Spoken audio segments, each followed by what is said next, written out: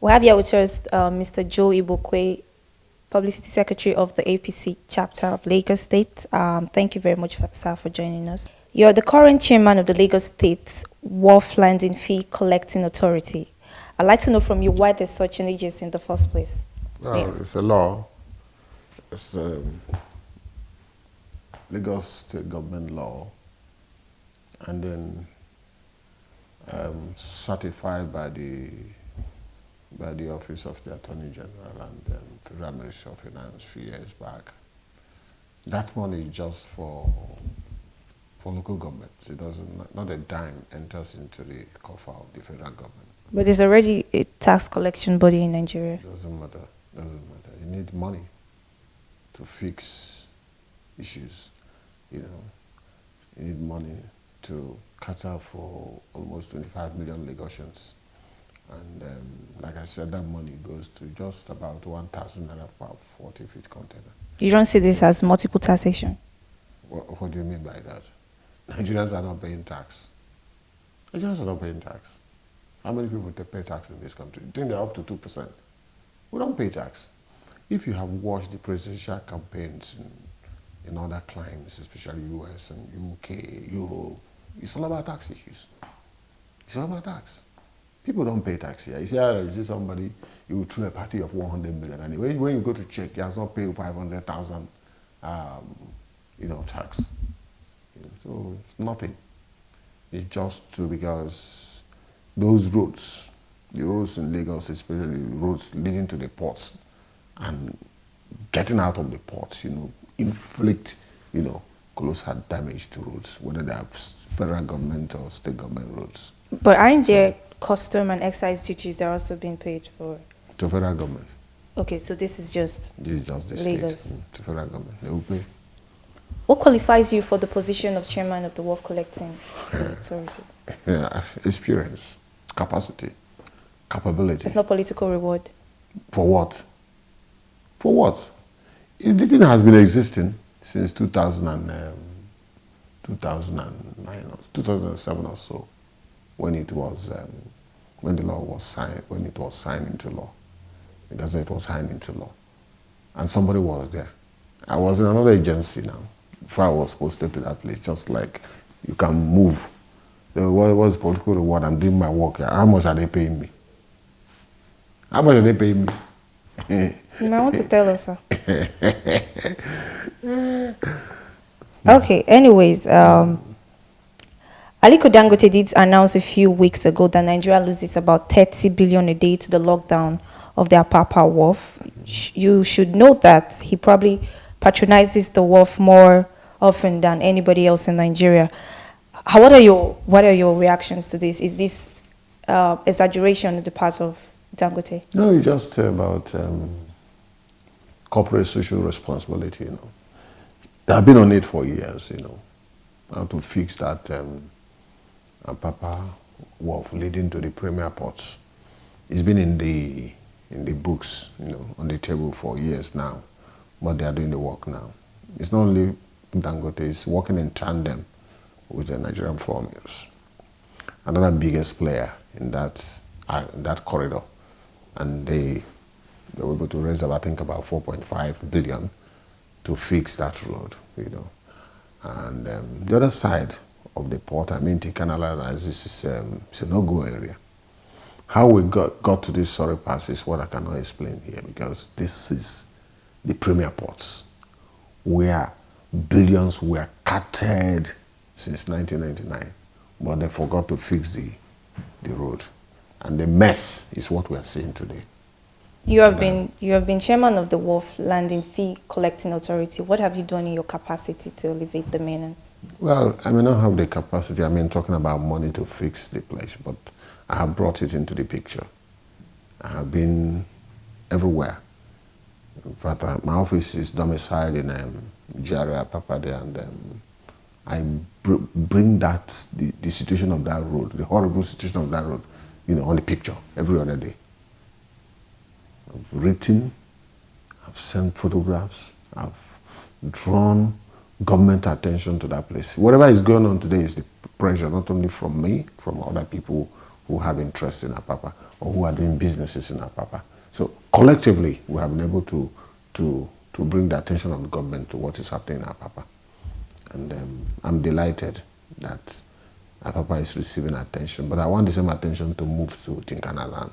Even if you cannot fix it, as it were now, let's have some palliatives to make it more treble. Because when you close, because as I speak to you now, only few vehicles, few trucks are moving into Apapa through Wharf Road. Tinkana land axis, you cannot move. So every day we are saddled with trucks. Even as I'm coming to this place, trucks are almost on Western Avenue.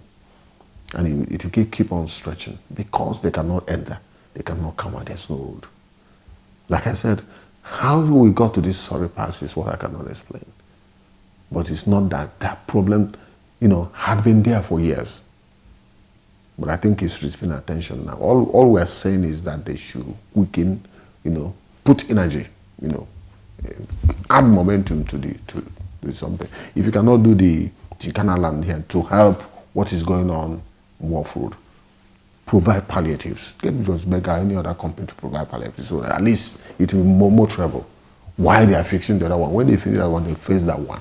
Because two of them cannot be grounded at the same time. That's what we are suffering now. The traffic is affecting everywhere. That you can't enter Papa, and other vehicles cannot, For me to get to Papa now, I have to go through my two, then enter through, the place they call Amukoko. From Amukoko, I will now enter Jegula. From Jegula, I will enter the military barracks in Apapa, and then access my office. To get in is a problem, to get out is a problem.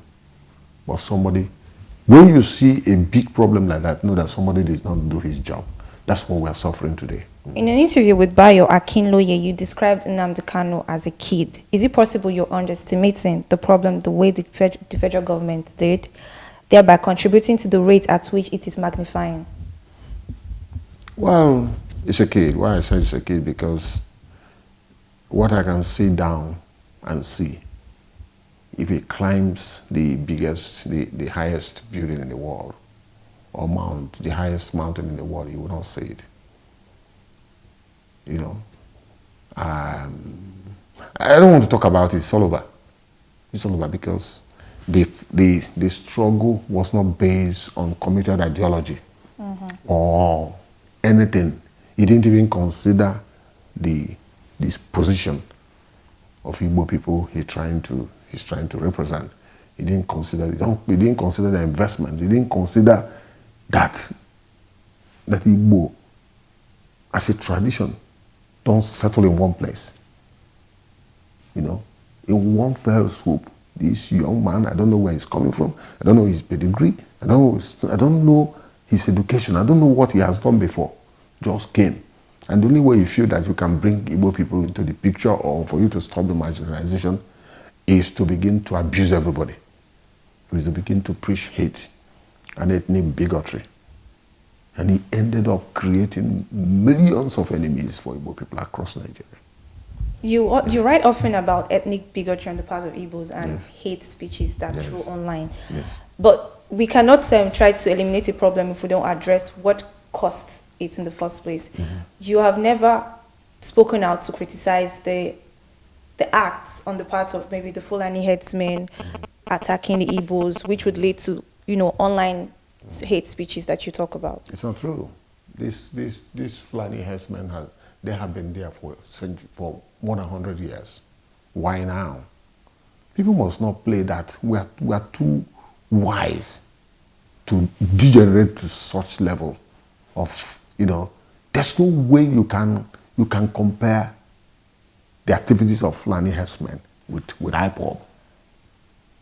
IPOB is a killer. IPOB potentially dangerous. IPOB has no agenda, only to abuse and preach hate and think that people will start fighting, and in the process Nigerians will start fighting, and in that process you just move. No. We have investments across Nigeria that runs into trillions. That it's not something you can just close your eyes and destroy overnight. and people are widely traveled. I can give you 40 reasons why it will not stand, given my experience and a commitment to Project Nigeria and my commitment to where I'm coming from. But I don't talk about Biafra. I don't talk about Igbo. I'm a Nigerian, pan-Nigerian, proudly, Nigerian. And I am doing that to protect our people's interest. Separation is not the way to go. Last week, a free medical outreach by the Nigerian military in the southeast caused a lot of public outcry and commotion. And there were Easterners who did say the military was fascinating, giving their children killer vaccines, and the news was everywhere. What are your reactions to those events? I felt so bad. It was terrible. I know people can tell lies, but this lie, pricked my conscience. At once, I felt ashamed of how some people can tribalize issues, as if this is the first time the military is carrying out this kind of medical mission. It's done all over the world. And for you to, I saw the stampede and said, my question is, who did this to our people? Who did this? Who did this to our people that we have to degenerate to this level? But I can understand what is going on. Since the loss of 2015 elections in 2015, there had been crisis. Part of Nnamdi Kanu's trouble is because of that loss. They are still weeping. They are still very angry. Yes. But we told them, I want to finish, we told them to play better politics. That's the word. Play better politics so that you don't begin to tell us about, you don't begin to suffer what we call persecution complex or selfish sense of superiority, marginalization complex, leadership complex, and all kinds of complexes, because you cannot play better politics, you cannot engage. Just like we are telling them, I said, look, assuming that they not get 8 years in APC, I'm talking about APC where I belong, and in 2003 that position will be vacant.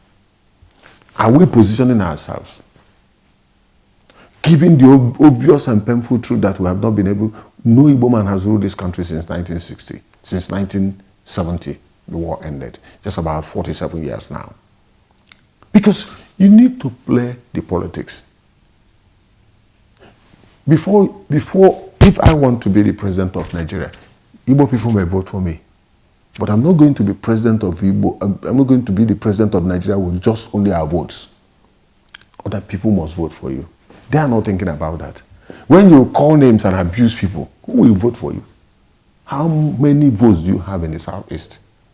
How many states do you have? How many local governments do you have? So you need other people.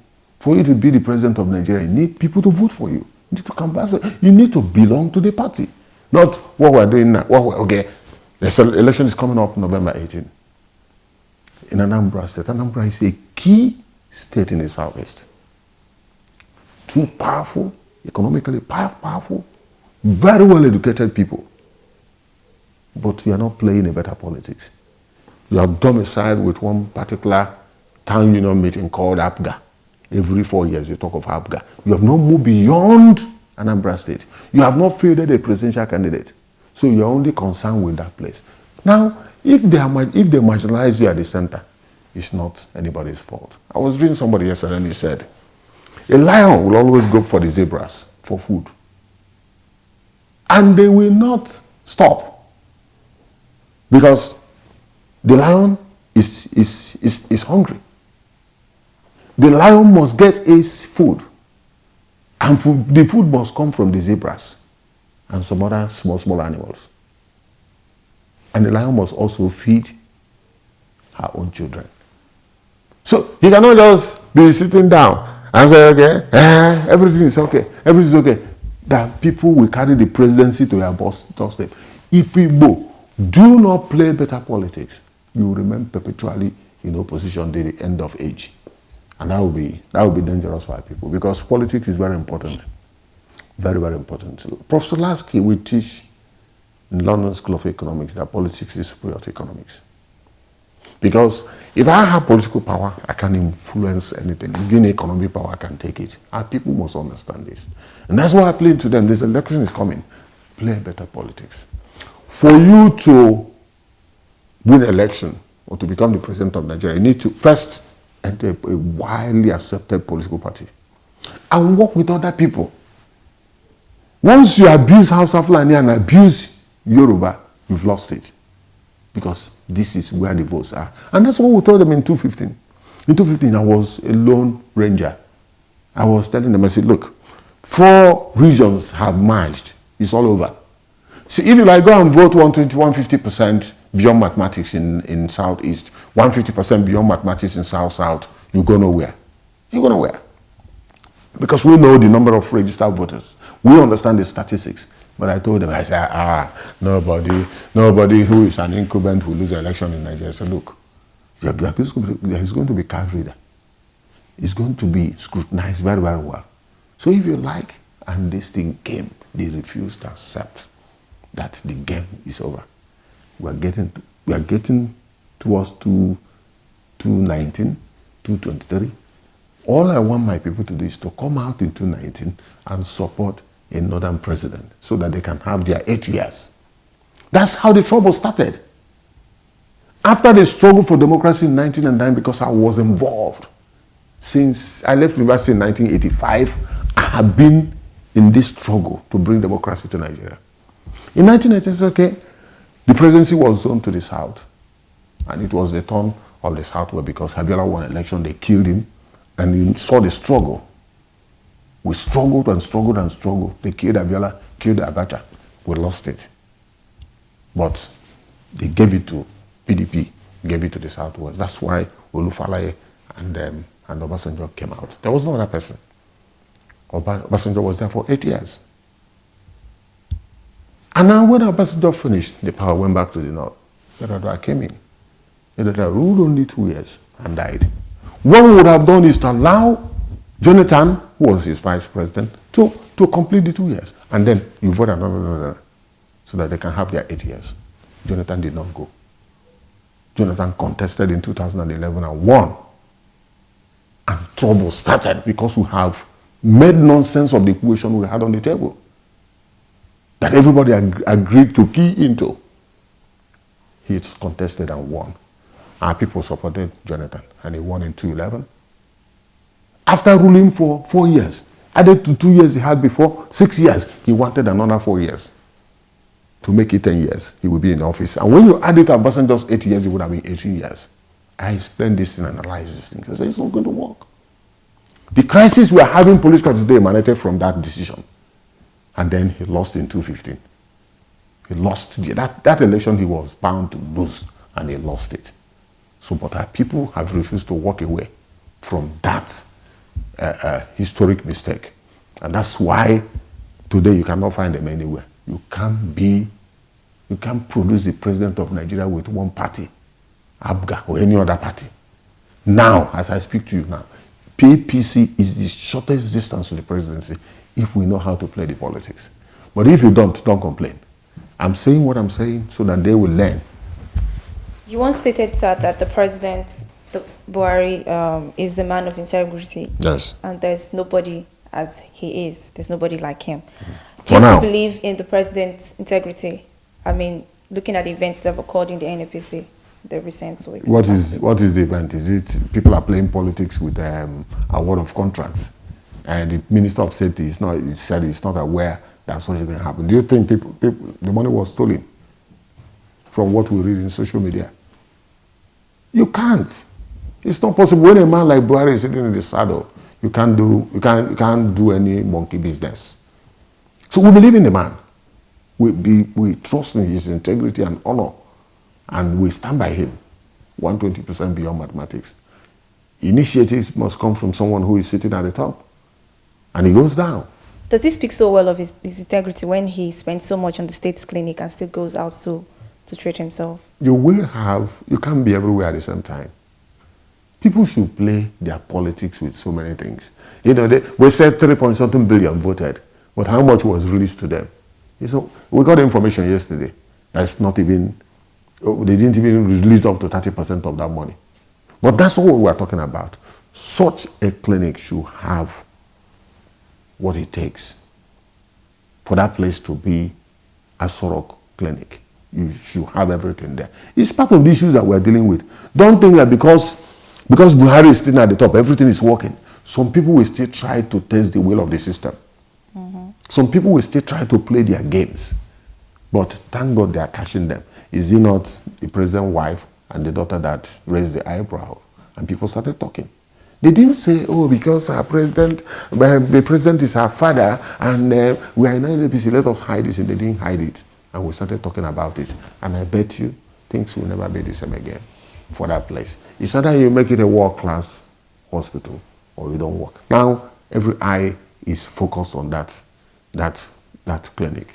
And things are not going to be the same again. That is the way the system works. It's a collective responsibility. Everybody should talk. Everybody should make an intervention. It is what we did not do in the past that led us to where we are today. Some have said that the Buhari or Simbajo presidency has been full of a lot of political, economic, and public relations ineptness, leaving Nigerians disillusioned. And as the publicity secretary of the Lagos State APC chapter, do you have confidence that your party would emerge winner in the 2019 election? Is there any contest? Now tell me, which party is going to challenge this party in 2019? Are you joining the Whalers? The Whalers? Maybe people must open their eyes to see what is going on. Maybe. All the rots they left behind in 16 years are being tackled left and right. And they are talking. Anyway, they will do the talking. We will do the work. They are not in power. We know what we are seeing. We know the rot they left behind. When oil was selling for 100 and beyond $100 per barrel, our foreign reserve was at 27. Now we are not selling oil 100, 120. We're selling at 50, 54. And our foreign reserve is almost $34 billion. Can't you see the difference?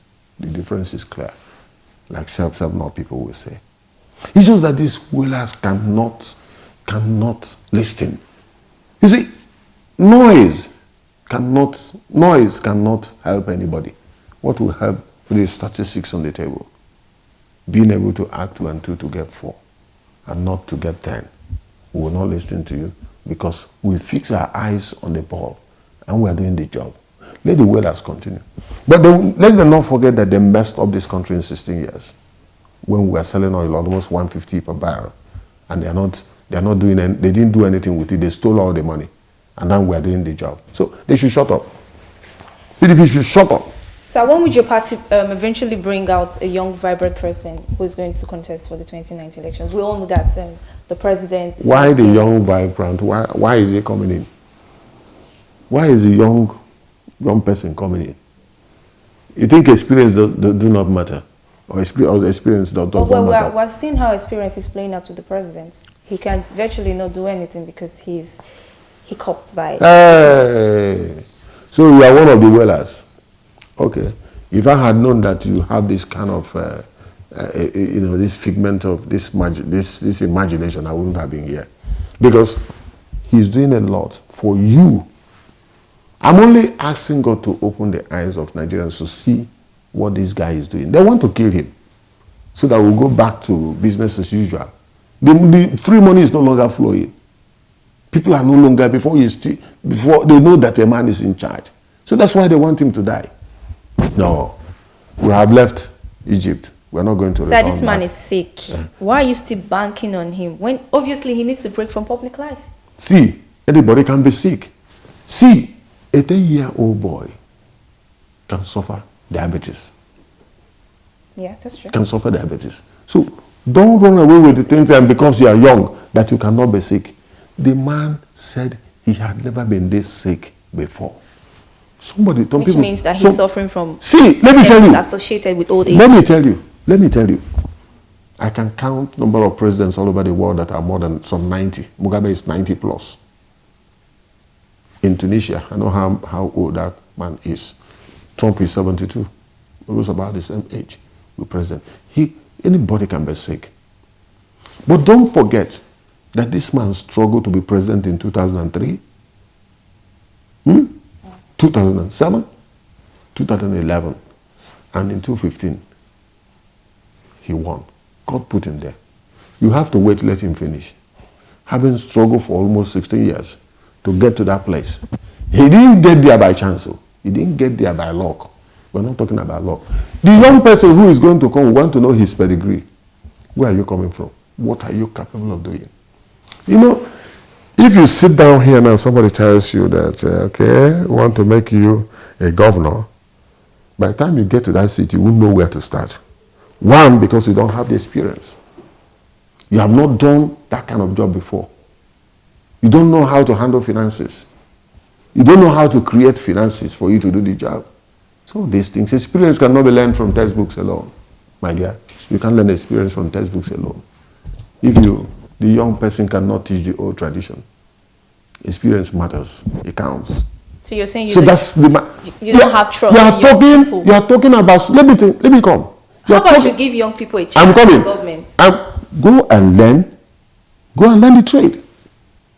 You can't tell me now that you want to build an aircraft when you have not worked in an aircraft industry. You cannot. This man had been a head of state, a minister, a governor, chairman of PTF, and he headed so many agencies of government. So he understands the game very well. He has been the minister of petroleum, so he knows what is going on there. You can't give what you don't have. Nemo dat word non habet. That's a Latin word. You can't give what you don't have. Speaking of giving what you have, you would also support an Atiku presidential. Ambano. What are I going to do with a corrupt person? We are still suffering from 16 years of corruption they created. He can't. He can't be the president of Nigeria. River cannot flow back. A moving river cannot flow back. That's how we are.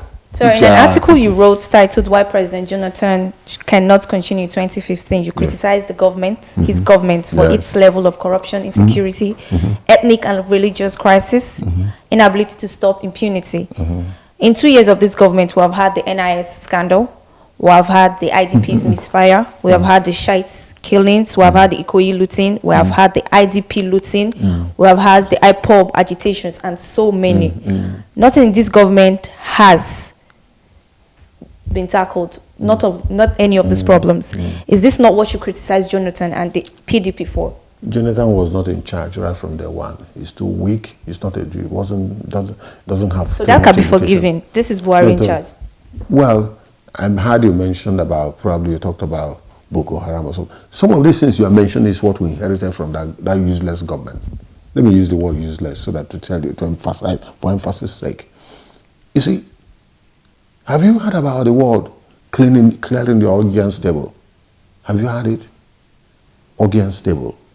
Organ stable is a place where 30,000 cows or horses were kept for 30 years without clearing the waste. And somebody bought that place and wanted it to be cleared. Do you know what they did? They had to send a big pipe as big as this room to the Atlantic Ocean and pump water and use force to pump water to the organ stable to clean it up. That's what is the state of Nigeria in 2015. It was looted beyond repairs. Part of the Ikoyi looting was the vestiges of, or incubus, call it incubus of PDP, what they left behind in 16 years. You know, a rot for 16 years, you cannot clear it overnight.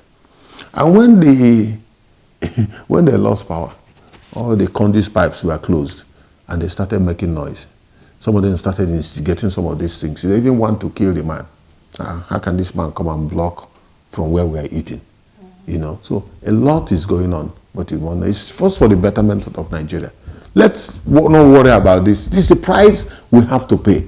Me too, I'm going through a lot. This government keeps saying that it inherited from the Jonathan administration, but it has done very little to tackle the problems that you will not see it. You will not see it. under your very, very, very eyes, Boko Haram people were coming to Abuja to attack police headquarters, army headquarters, United Nations headquarters. Has it been done since? Has anybody done anything near to that in Abuja since Buhari came to power? Has anybody, call it Boko Haram or anything, come to do it in Abuja? Of course you cannot. You're aware that? That's number one. That's number one. That's number one. Then, as I speak to you now, there is focus, great focus on looking inwards. Looking inwards, moving away from oil. You see, we have been spoiled for years, and we're paying the price of our political irresponsibility for years now. So is the Lawal grass cutting scandal also part of Jonathan's administration? I don't have time to discuss that. Why don't you have It's time? a trivial issue. It's a trivial issue. Why is it a trivial When you consider what happened under Jonathan, you know, this idea of corruption cannot clear overnight. People will try to test the will of this government to know whether they are serious. Of course. So these things, you will still see pockets of corruption. Corruption will not go out completely out of this country because people feed on corruption. It won't go out. It's not something you kill overnight. So I will advise young people like you to be patient and don't sound like a wailer. Because some of the things you are saying here is a figment of your own imagination. Nothing is going on. This is going on. You know, in throwing your heart, you know, out of annoyance. Sir, Out of annoyance. 2 years. Out of annoyance. 2 years. You don't understand this country. 2 years of change. It's not APC's change. You won't see anything. But in 2019, if it's change, I'm supposed to be seeing something. You will see you won't see anything now because you don't want to see anything. My eyes are wide open. You don't want to see anything. No. In 16 years, okay, let me go back to Southeast. In 16 years, nothing happened in Southeast. They left nobody always talking about Second Niger Bridge. It was a promise, a fair promise. Jonathan promised. He said, I will, what did he say that he will do if the Second Niger Bridge is not built before 2015 elections? He said he will, whether he said he will commit suicide, I don't know, or he will resign from policy, I don't know, but he's still there. It was not done. Nothing was done in the Southeast. You keep on wondering why the Southeast want to die for Jonathan when nothing is given. But those places, they are receiving attention now. But you sit down in Lagos, you won't know anything. Enter your motor and go to Enugu, Port Harcourt Road and see what is going on. Or enter your motor and travel from Enugu and start coming down to Anambra side and see what is going on there. Or go to Okigwe, Newe Okigwe Road that was abandoned for how many years? I went to somewhere, social engagement in Amishi, very close to my town in Newe, and I saw what is going on there. PDP should shut up. People like you should I don't want to abuse you because you are sounding like a PDP person. I'm not. As if they sent you to come and start. I am not partisan, sir. Okay. The way you are talking, it seems like if you are talking for them. No, I'm not. You are speaking for them. Oh. You are in government. There has to be some kind of opposition. The journalists have to checkmate people who are in power. But so don't get offended. Journalists must also take your cameras and travel extensively and go and ask questions across Nigeria. What is AP? What has APC? So I was in Imo State recently, okay, so and we have the Rocha Sokorocha, who is an APC member ruling the state, right? And there's very little that he's done. Recently, we have statues of Jacob Zuma, who is very infamous for corruption in his country, South Africa. We have a statue of him erected in Imo State under the administration of a party that claims to be fighting corruption. I don't know what informed decision of Rocha Sokorocha to invite Zuma for recognition. But Zuma is a South African president, with a powerful economy. Leader. I don't know. They are saying that he's corrupt. Me, I don't know. They are saying. But not there. People of South Africa. Me, I don't know. Okay. I don't know what informed decision of Okorocha to polish him, to advertise him, or to elevate him, or to celebrate him. That is his own. This would also mean. But don't say. Imo people are international, professional petition writers. The impression they give us is that the corruption has not done anything, but they are potential liars from the pit of hell. Because I travel to Imo State and I've seen what is going on there. But they will not, they will not believe it. They are professional agitators, professional petition writers. They don't go home. They will sit in Lagos for 20 years. They won't go home. They don't travel like Anambra people. So most of them who are doing this in Lagos have not been home. They have not gone to every local government, see the hospital the man is putting there. No, sir. I was there. Are you from Imo State? Sir. Have you seen the hospital? Have you seen the hospitals that are coming? He did say there were 27 hospitals, general hospitals. They are uncompleted as we speak. But somebody started it. Thank God. No, what he preaches is that they are completed. Are some of them completed? Just one. Just one. Did you carry your camera to go to the 27 yes, local sir. governments? We have evidence. Yes. Do you have evidence? Yes. Maybe. I will send you a link. Send me a link. Yes, I'll do that. Evidence. I'm just citing an example. And I also seen the model schools. He did in every local government model schools. He did. I've also seen the transmission in a wire. I've seen it. If you are not seeing it, me, I have seen it in a wire. So of what use is there to build structures that don't elevate the people's lives? People are not going to. You see, what drives every. What Imo State? What drives every economy is infrastructure. Have you ever traveled? Such as statuses. Have you ever traveled? An international center for conference. Yes. Have you ever traveled to Dubai? No. Try and take a trip to that place. I was there in 2009. I was there again in 2012, and I saw what it takes to build an economy. Some of these things you're talking about must be in place. Good schools, good markets, sure, good roads, sure, centers where people will go to play, malls, good roads, beautification of the city. These are the things. You don't think people want to eat first before they begin to see the beautification of the city? See, government. When people are hungry, sir. Government does not cheer money. Government does not cheer money. What government will do is to put some of this in place and you go and find your level. That's what I want to tell you today.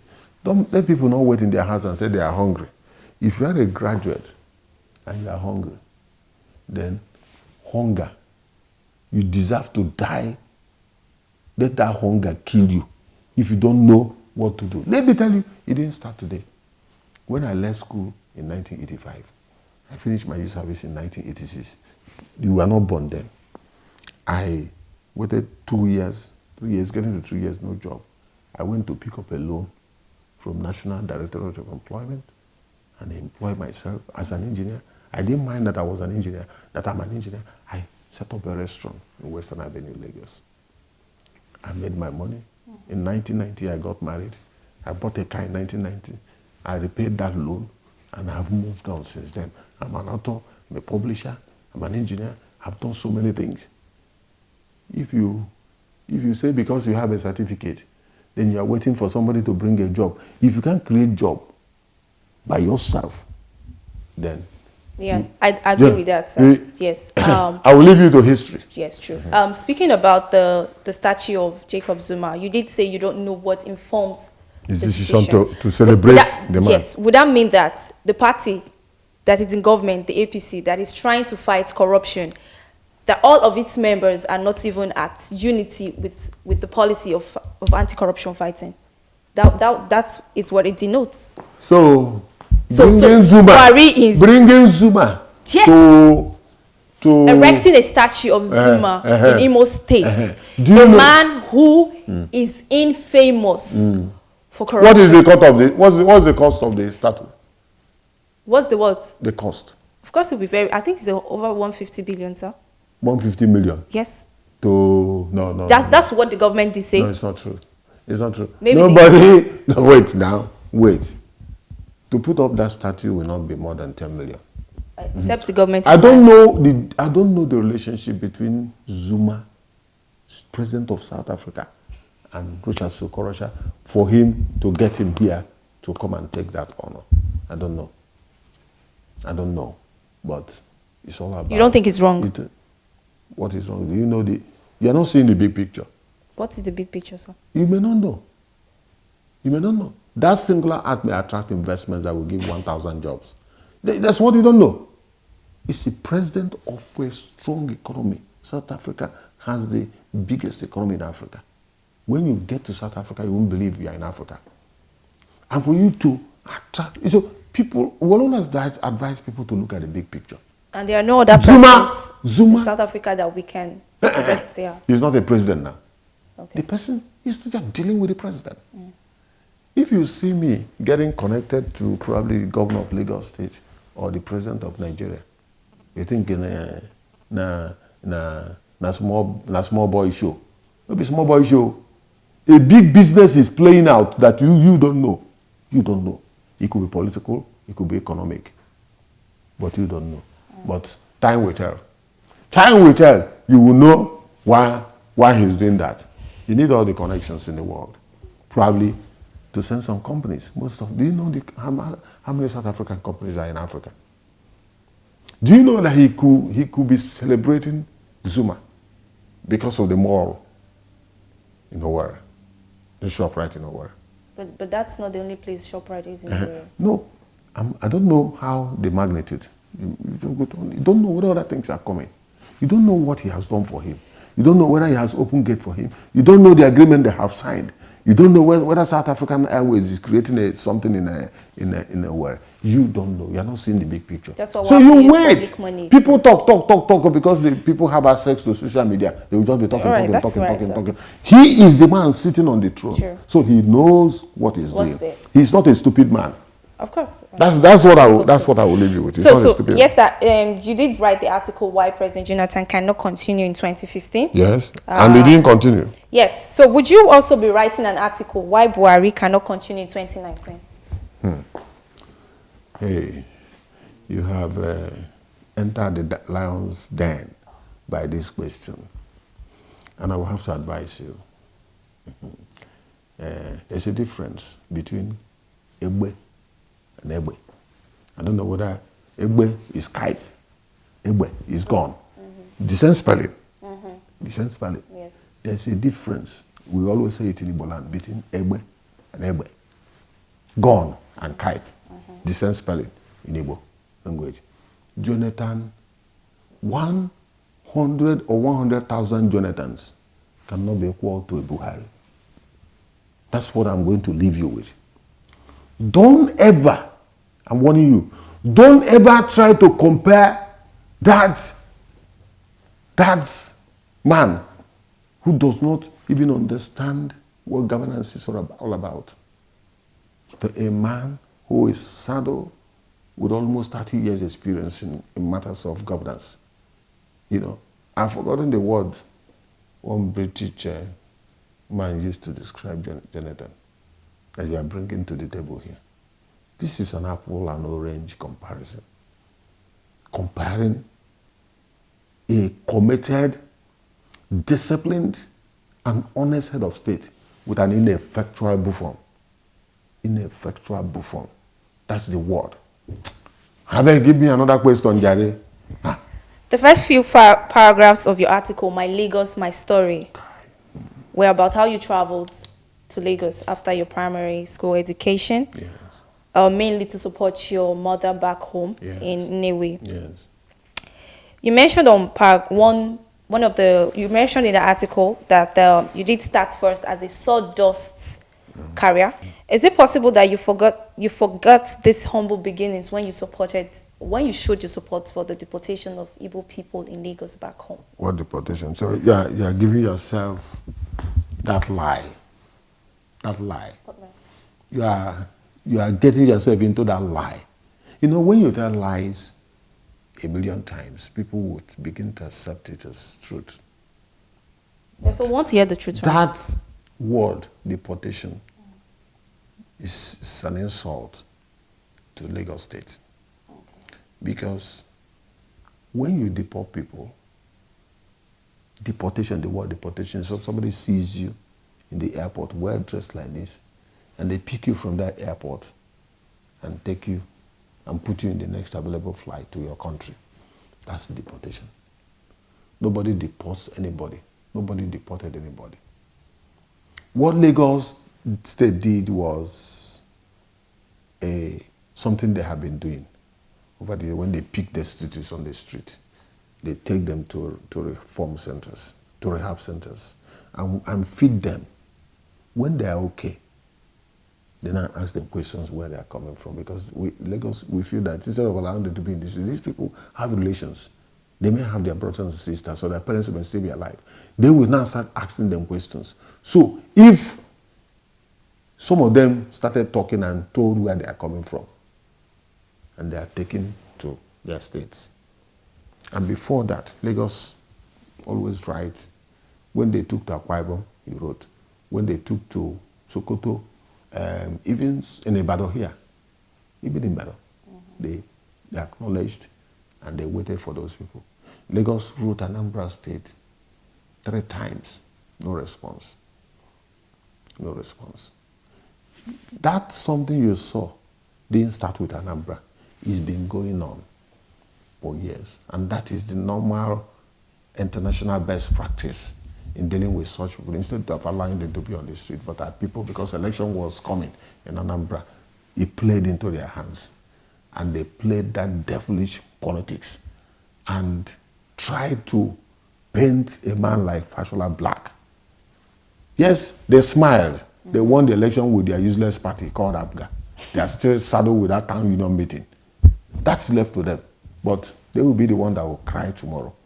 In one fell swoop, that useless governor, and I don't know who was in charge then, put Igbo business on danger overnight because of that.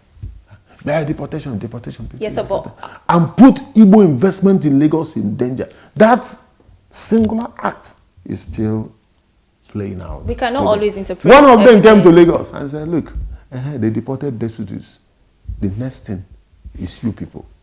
That was what he sold to them. They're happy. You see, our people must be tactful.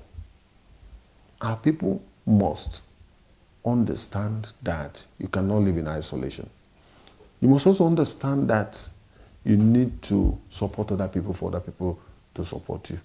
You need to think in terms of other people. You need to consider other people first instead of, I don't know why we don't get things right all the time. Okay, so when you came to Lagos when you came to Lagos after your primary school education, you were not classified a destitute. You had family. Was I sleeping under the bridge? I wouldn't know. I was working. You could do you know the meaning of a destitute? Lagos. Do you know the meaning of somebody being a destitute? Somebody who has no brain or who has no inside. You know, probably a mad person. These are the people that we're talking about. So don't classify, when you talk about destitute, if you go to your dictionary, you check very well, that was what happened. So it's not about it. And it's when somebody like me is picked on the street of Lagos. Just as I'm going out of this place, I will be picked and sent to Anambra. That's what we call deportation. Okay. A book-bodied person, thinking person, well-dressed person, because you feel that the person does not have the particulars or papers to remain in that place. The word deportation does not even, because you don't need passport to move from Anambra to Lagos. Sure. You don't need it. So these are the issues that we need to. But our people tagged it deportation because election was coming. We are still suffering that political damage, economic damage, and social damage it created between us and Lagos. So we also find that certain persons who have been picked, as you described, by Lagos state officials, are being sent to prisons for no charges at all. I mean, we find people who hawk on the streets, people who come from other neighboring states to survive in Lagos, to sell things in Lagos and head back. We find them be picked by certain Lagos state officials and sent to prison. Over time, we've had them interviewed. Over time, we've had to talk to them to find out exactly what is going on. What are your reactions to that? We don't know what is happening because when you are not in government, you will just be saying what you may not know.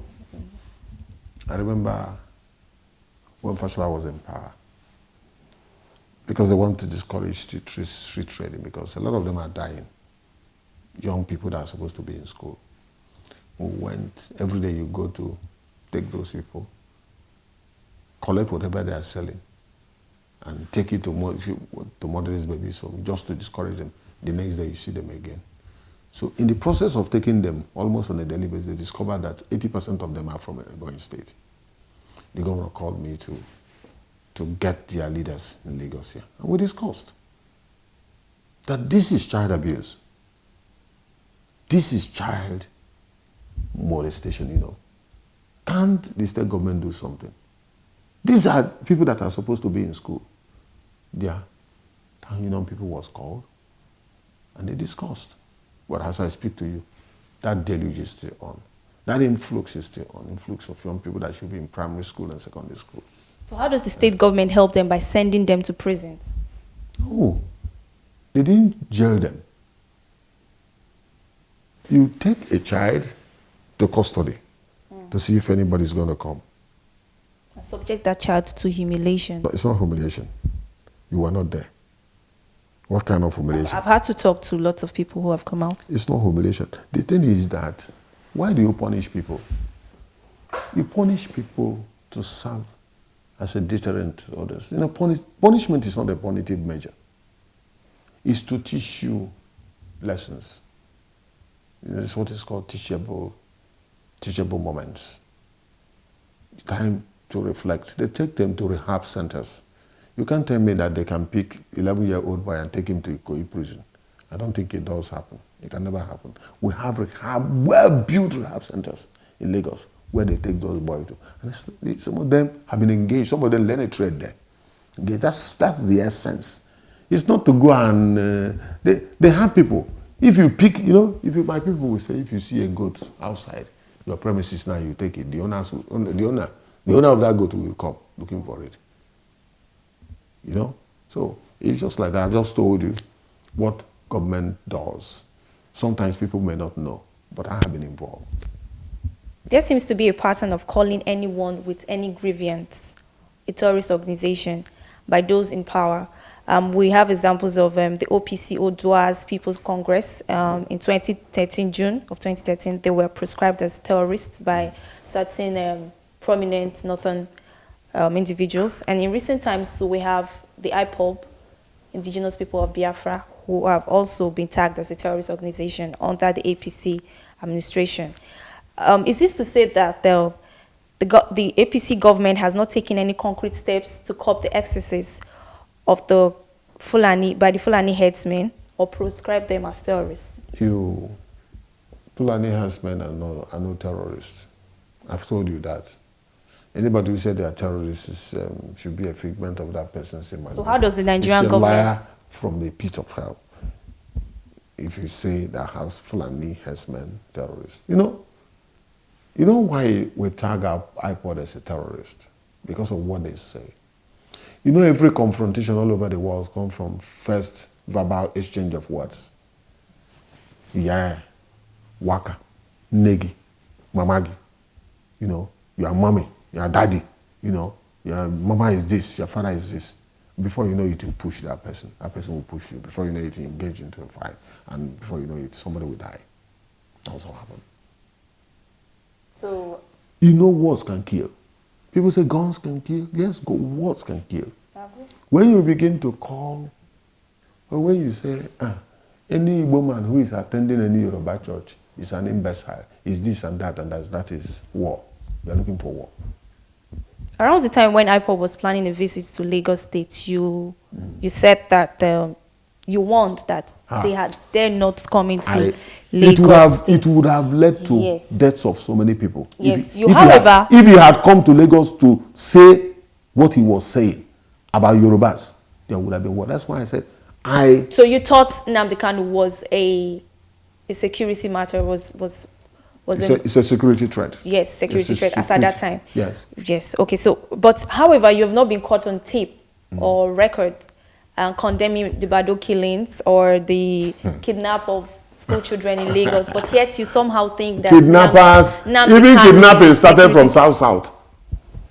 From South, it was copied by Southeast, and it came to Lagos. That was what happened. So please don't compare those things with when we talk about terrorism. Those things are mere crimes. Okay, let me tell you. Do you know that if IPOB, sir. IPOB goes to burn a police station down in any state, okay, except Southeast, it's treason. But if OPC goes to burn a police station or any other ethnic champion, any ethnic group go to burn something in Ogun State, it is not treason. Do you know? Why? Because in Southeast, they are agitating for a separate state. A separate state. But in Ogun State, they are not agitating for a separate state. I was at Sheraton Hotel the day OPC was formed. During the June 12 crisis, that's during the 12 crisis, Yoruba people were being picked one by one, either in detention or killed. I can tell you how Elegbede died, Admiral Elegbede died. I can tell you how Admiral Omotosho died, how Suliat Adedeji was killed, how Kudrat was killed, and all that. They felt that if they do not stand up to defend themselves, they're going to kill all their leaders. I saw them. They were discussing with one South African ambassador when a Canadian ambassador was leaving Lagos. There was a party for him, and we were discussing.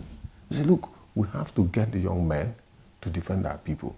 These elderly people that are being picked away like goats, you know, and being detained and being humiliated because their son won election, fair and square. That was how OPC came. It was genuine. It was needed at that particular point in time. Do you understand? If you go to Niger Delta, you will see them agitating, knowing that oil accounts for 90% of our resources. And if you get to that place, you see environmental degradation.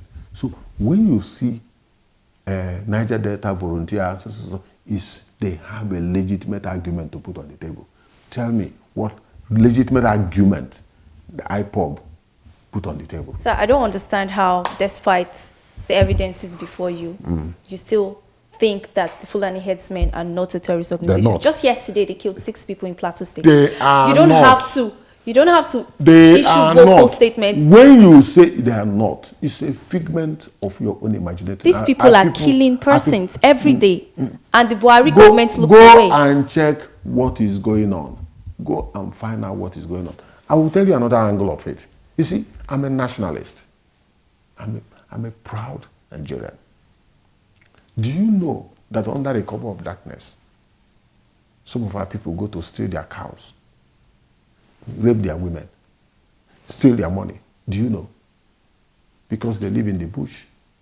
They don't go to school. They can't go to hospital. They don't do anything. The animal they rear, you are the one that... When you say some of our people, you mean? I mean, let me say Southerners. So Southerners will leave the south to go to the north? No! They are all over the place. Okay. They are all over Nigeria. It didn't start today. That's why I said that tradition has been... So that's the reason why they are not a terrorist organization. People are playing politics with it. And the politics will die because there's no truth in it. What I'm telling you is that you may be given a story that they are killing people. You don't know why they are fighting. If I'm going to the village now as I'm driving, you can meet 100 of such men. 100, sets of cattle rearers. Innocent people. But with jail Evans, the kidnapper, we try to sentence persons who kill, to prison. But the Fulani herdsmen, no, nobody should touch them. Is it because the president? Fulani herdsmen, some of them, no, don't go that side. Why every step the president moves, people think he's a tribalist. Let me tell you. Because he's keeping quiet for so long. Let me tell you, some of them have just been jailed. So those who kidnapped, House of Fulani boys that kidnapped Ulufalaye, have just been jailed for life. They are not talking about it. People must have their facts, my dear. People must have their facts. I'm not a stupid person. Another person will come here and wail. House of Fulani are terrorists. It's only from outside that we hear that kind of thing. They don't think. They don't think. They are not thinkers. Or you are the one that gets a call from God and then you start disseminating information to other people. No. People must run away from the thinking that because you are a trader, because you are an importer, you are the best God ever created, other people don't matter. After all, if you line up the first 20 people in this country, you won't find any Igbo person there. in terms of, the rich, those who, the real money, rich people, if you line them up in order of preference, is you line 20 people before you call any Igbo person. But yet, they will think that the best God ever created. I'm not that kind of person. It's baffling how I have a national outlook. So it's baffling how you defend the Fulani headsmen, because you say the Southerners have had to rape the women and steal They steal their money. So you're saying that we should all take laws into our hands? No, I've just told you that those who kidnap Olufa, I'm not supporting them. Crime is a crime. But I think you should condemn both sides. Yes, sir. we condemn. This government has I've just told you. Any of such. They have been jailed. People must walk away from that. That's what you're saying here is what I read on Facebook. You're talking of IPOB as a terrorist organization. You're not talking of Why House do you of think Fulani. a lot of people reason that way? Because they are fools. No. They are fools. Because that's what the government is depicting. They are ethnic jingoists. Those who play up ethnic bigotry to score some very cheap. Over 90% of the nation's population will be playing ethnic bigotry. It's not just Igbos who are saying these things. Don't you know that majority can be foolish? Oh. Okay. Those who betray Christ are in the majority, and they were foolish. They were foolish. Those who betray Christ are in the majority, and they were foolish. They are foolish majority. They want to get at other people by all means. My dear, Joe Igbokwe is not cut out for that kind of cheap politics and cheap propaganda. On a scale of Let 10, your propaganda carry weight so that other people will respect you. Sure. Put your argument on the table with your pen and paper, and engage people. Don't insult people. Don't abuse people. Don't abuse a race. Don't abuse an ethnic group as if they are nothing. We saw when Buhari was emerging. You saw the kind of dirty politics they played with the man. You saw what Fayose did in the course of the election. You saw what some newspapers wrote. They said the man you are putting a dying person on the pages of newspapers. And when the man did not die after 2 years, they started saying that. Did you see that kind of thing happen? Don't you know that the man has friends, and the man has friends and families. When you abuse other people, don't forget that they have friends and families who are not happy. Didn't you see what Buhari went through to become this president? Did you watch AIT? Did you see what they did at Chwaju? Did you see what they wrote about it? These are the things that can lead to war. The abuse was even translated in Igbo language in Lagos, and they were circulating it. It was horrible. It was terrible. On the scale of 10, finally on the scale of 10, how would you rate this government? You see, because people cannot see.